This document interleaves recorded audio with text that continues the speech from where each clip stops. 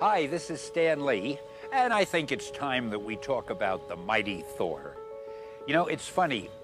I had created a number of superheroes for Marvel, and I worked mainly with a wonderful artist named Jack Kirby, and one day Jack and I were talking. We wanted to do another hero, and Jack said, well, what can we do now? We've got the Hulk, who's the strongest guy in the world, and we have Spider-Man, who climbs walls, blah, blah, blah. Who can we get that's even bigger and better and stronger?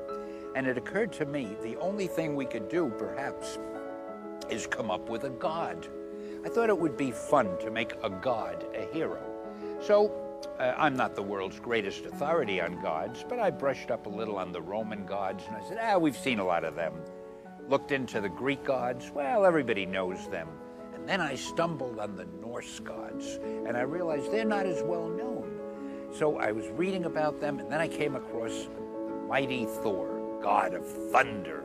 And I liked the idea that he could create storms, that he was one of the strongest, if not the strongest, of all the Norse gods. And I especially liked the idea that he had a hammer. And I figured, what a weapon. Not a gun, it's not a knife, it's not a bomb, a hammer.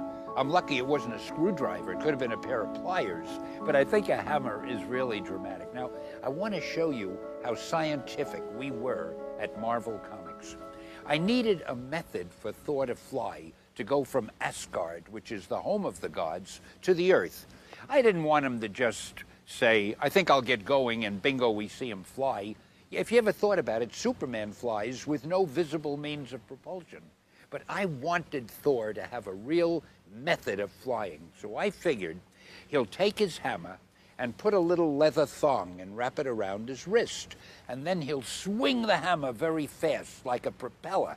And when it gets going at top speed, he'll let it go. Now the hammer will go flying off, but because the thong is tied to his wrist, it'll pull him along with it.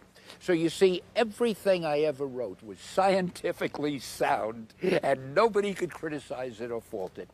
And speaking of criticizing and faulting, I hope you won't find any fault with the cartoons you're about to see. I envy you the fun you're going to have. Enjoy.